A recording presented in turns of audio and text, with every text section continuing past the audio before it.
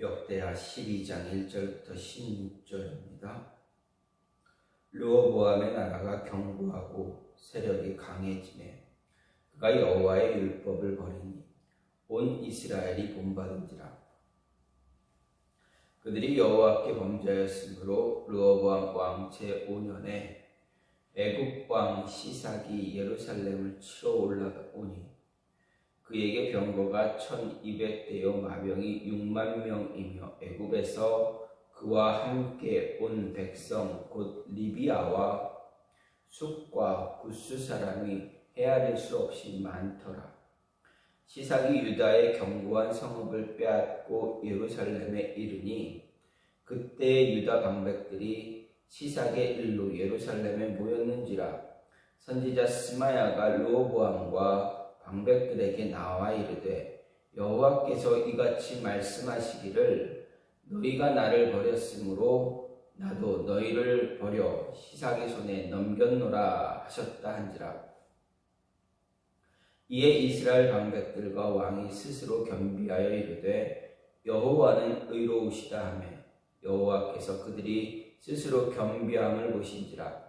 여호와의 말씀이 스마야에게 임하여 이르시되 그들이 스스로 겸비하였으니 내가 멸하지 아니하고 저희를 조금 구원하여 나의 노를 시삭의 손을 통하여 예루살렘에 쏟지 아니하리라. 그러나 그들이 시삭의 종이 되어 나를 섬기는 것과 세상 나라들을 섬기는 것이 어떠한지 알게 되리라 하셨더라.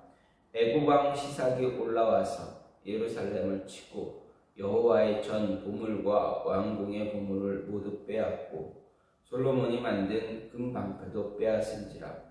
르호보암 왕이 그 대신에 노스로 방패를 만들어 국문을 지키는 경호 책임은 자들의 손에 맡김에 왕이 여호와의 전에 들어갈 때마다 경호하는 자가 그 방패를 들고 갔다가 경호실로 도로 가져갔더라. 르호보암이 스스로 겸비하였고 유다의 선한 일도 있으므로 여호와께서 노를 돌이키사 다 멸하지 아니하셨더라. 르호보암 왕은 예루살렘에서 스스로 세력을 굳게 하여 다스리니라. 르호보암이 왕 위에 오를 때의 나이가 41세라. 예루살렘 곧 여호와께서 이스라엘의 모든 지파 중에서 택하여 그의 이름을 두신 성에서 17년 동안 다스리니라. 르호보암의 어머니의 이름은 나아마요 암몬 여인이더라. 르호보암이 악을 행하였으니 이는 그가 여호와를 구하는 마음을 굳게 하지 아니함이었더라. 르호보암의 처음부터 끝까지 행적은 선지자 스마야와 선견자 이도의 족보책에 기록되지 아니하였느냐. 르호보암과 여로보암 사이에 항상 전쟁이 있으니라. 르호보암이 그의 조상들과 함께 도움에 다윗성에 장사되고 그의 아들 아비야가 그를 대신하여 왕이 되니라. 아멘.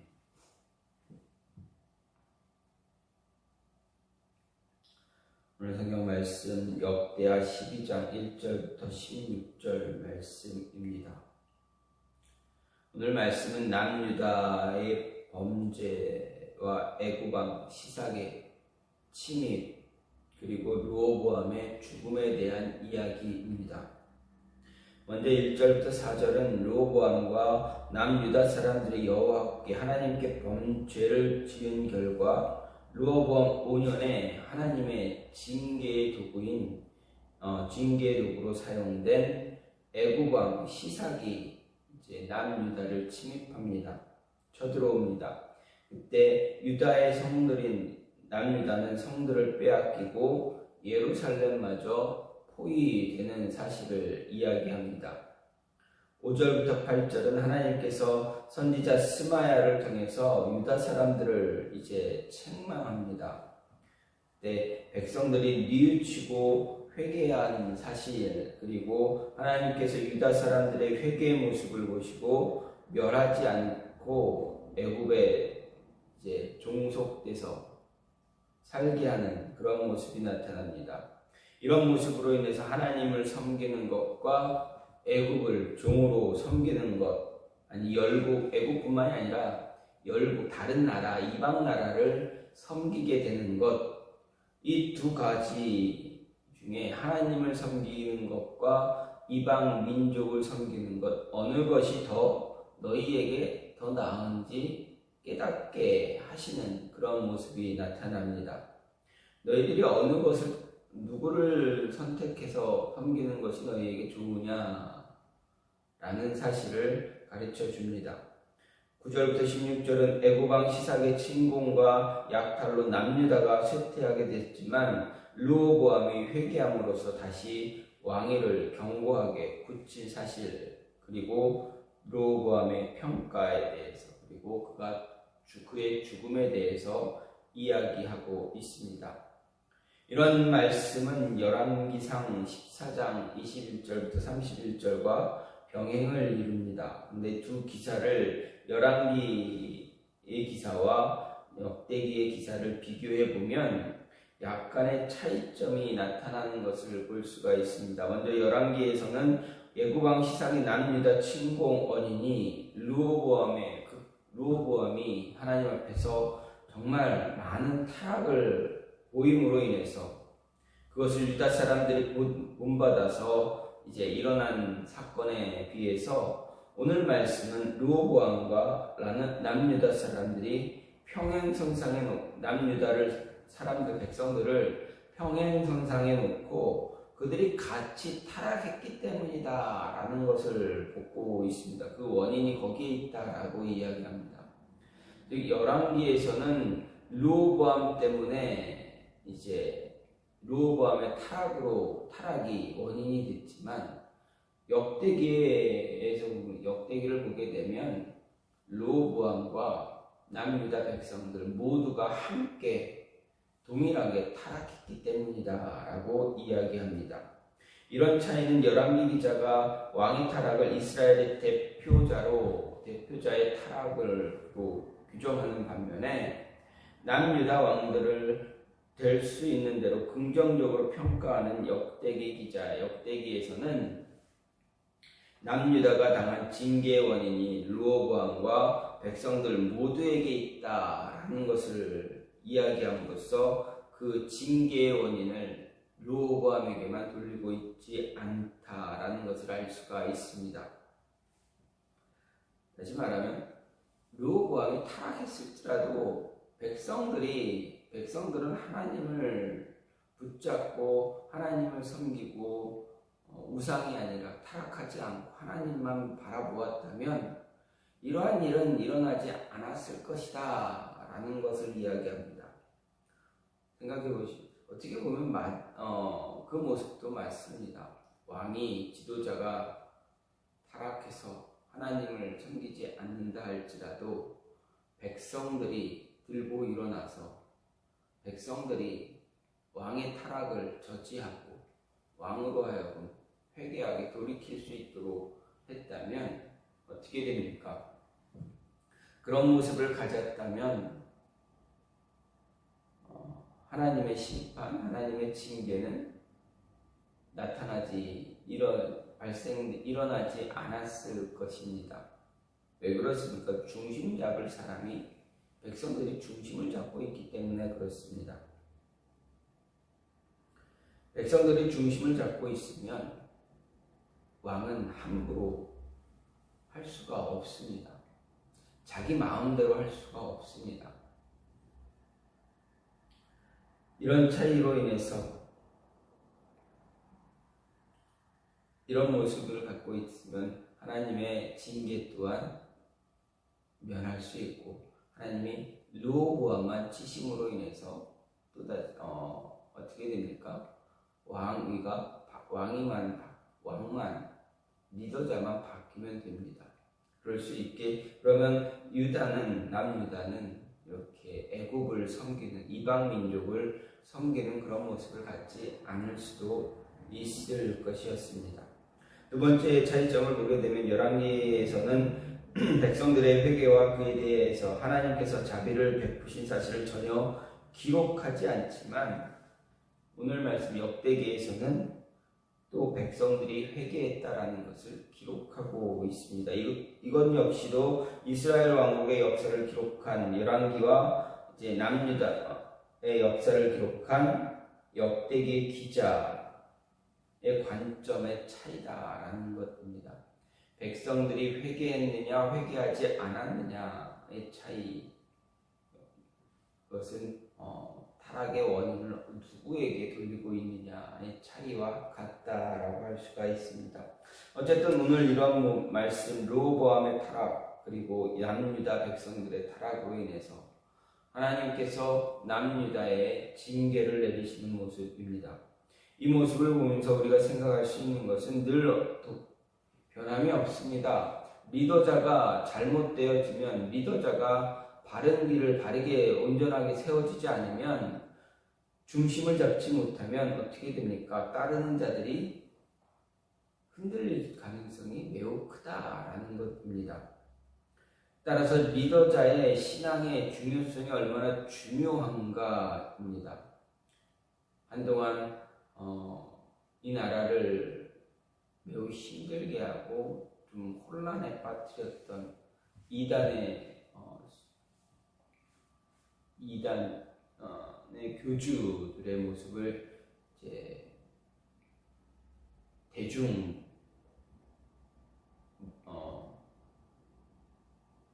TV 텔레비전으로 인해서 대중에 소개되는 그런 모습이 나타났습니다. 코로나로 인해서 신천지의 모습이 드러나기도 했고, 그 이후 이제 방송으로 인해서 JMS라든가 아니면 아가동산, 그리고 또 몇 개 또 다른 그런 이단의 교주의 모습들이 속속 이렇게 드러나고 있습니다. 어떻게 보면 교회 입장에서 보면 좋을 수도 있습니다. 왜 그렇습니까? 이단의 정체가 겉으로 다 숨겨져 있던 이단의 정체들, 그들의 잘못된 모습들이 다 겉으로 속속히 다 드러나기 때문입니다. 그렇다고 그거 드러나서 기뻐만 할 수가 없습니다. 왜 그렇습니까? 대중의 시선이, 교회를 향한 대중의 시선이 부정적으로 바뀌기 때문에 그렇습니다. 교회라고 생각하면 그렇게 좋지 않은 모습으로 보여질 수 있기 때문에 그렇습니다. 어떻게 보면 이단의 모습이 겉으로 드러나서 다행이기도 하지만 이제 더 이상 그곳으로 이제 빠져들지 않을 수도 있겠지만, 부정적인 입장 때문에 복음이 세상 사람들에게 전해지는 것이 막히는 길이 되어질 수도 있다라는 것을 생각할 때, 그렇게 꼭 긍정적으로만 이 문제가 우리들에게 다가오지 않는다라는 것입니다. 그런 가운데서 그들의 모습을 보면, 이단의 모습들을 보게 되면 한 사람의 그 교주의 잘못된 신앙 때문에 어떻게 됩니까? 따르는 모든 사람들이 전혀 엉뚱한 길로 가고 있다라는 것입니다. 예수님의 말씀대로 장님이 소경을 인도하면 어디로 가겠느냐 하는 것과 마찬가지입니다. 소경이 많은 무리를 이끌고 많은 무리의 소경을 붙잡고 이끌어가면 어디로 가겠습니까? 분명 바른 길로 갈 수가 없습니다. 왜 그렇습니까? 앞을 보지 못하기 때문입니다. 따르는 무리들이 잘못된 길을 가게 만들게 됩니다. 그러면 어떻게 됩니까? 한 사람의 인도자로 인해서 정말 많은 대중들, 수십만 명, 수백만 명의 대중이 전혀 엉뚱한 곳으로 향해 가고 있다라는 것입니다. 얼마나 안타까운 일입니까? 그 모습을 오늘 말씀에서도 볼 수가 있다라는 것입니다. 한 나라의 왕이 잘못된 신앙 타락의 길을 걸어가니 어떻게 됩니까? 성경은 뭐라 이야기합니까? 백성들이 어떻게 합니까? 본받았다. 온 이스라엘이 본받았다 이야기합니다. 르호보암이 1절 보면 르호보암이 나라가 강해지자 여호와의 율법을 버렸다. 그랬더니 온 이스라엘이 본받았다라고 분명히 1절에서 이야기합니다. 리더자가 잘못된 길을 걸어감으로 인해서 그를 따르는 모든 백성들이 한 리더자를 따라가는 모든 그룹원들이 어떻게 됩니까? 잘못된 길을 가고 있다라는 것입니다. 이 얼마나 안타까운 일입니까? 따라서 리더자가 바른 신앙, 바른 믿음을 갖는 것이 얼마나 중요한가를 알아야 합니다. 깨달아야 합니다. 그리고 그 리더자를 위해서 기도하는 것이 얼마나 중요한가 또한 우리는 잊지 말아야 한다라는 것입니다. 교회를 위해서 우리가 기도할 때 교회 안에 있는 영적 리더자인 목사님들, 사역자들을 위해서 기도하는 것이 얼마나 중요한가. 그들이 하나님의 말씀에서 떠나지 않고 오직 하나님만 바라보며 살아갈 수 있는 모습, 실생활에서 생활에서 살아갈 때 말씀 안에서 머물며 말씀을 위해서 살아가기 위한 그 모습을 지키는 것이 얼마나 중요한가입니다. 사단은 많은 대다수의 그리스도인들을 치는 것을 목표로 삼지 않을 때가 많습니다. 왜 그렇습니까? 리더자만, 목사님, 사역자 한 사람을 흔들면 어떻게 됩니까? 그를 따르던 많은 무리들이 흔들리기 때문에 그렇습니다. 리더자 하나를 쳤을 때 더 큰 효과를 얻을 수 있는 것이 사단의 방법입니다. 따라서 우리는 어떻게 됩니까? 리더자를 위해서, 사역자들을 위해서 끊임없이 기도해야 합니다. 중심을 잡고 복음 안에서, 말씀 안에서, 그리스도 안에서 흔들리지 않는 그러한 모습, 그 말씀을 잘 전할 수 있는 모습 가질 수 있도록 끊임없이 기도해야 한다는 것 잊지 말아야 합니다. 이 모습이 교회 안에 늘, 저와 여러분 안에 늘 함께해야 한다는 것입니다. 사역자들은, 목사님들은 교인들, 성도들을 위해서 기도하지만 성도들은 어떻게 해야 됩니까? 사역자들을 위해서, 자신들의 영적 지도자를 위해서 끊임없이 기도해야 한다는 것 잊지 말아야 합니다. 그래야 잘못된 길에서 돌아설 수가 있습니다. 잘못된 길에서 돌아섰을 때 하나님이 어떠한 은혜를 허락하십니까?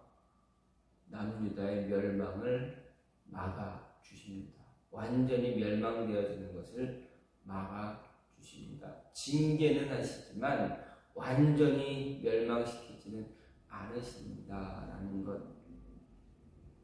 기억해야 한다. 따라서 우리는 끊임없이 기도하고 회개하고 기도하고 말씀에 붙잡힌 삶을 살아야 하나님의 은혜가 임하게 된다라는 것 잊지 마시기 바랍니다. 특히 교회를 위해서, 사역자들을 위해서 기도하는, 영적 지도자를 위해서 기도하는 것 쉬지 않아야 한다라는 것 잊지 마시고 늘 함께 기도하고 하나님의 뜻을 바라볼 수 있는, 하나님의 은혜를 같이 경험하는, 체험하는 그런 모습이 나타나기를 간절히 소망합니다.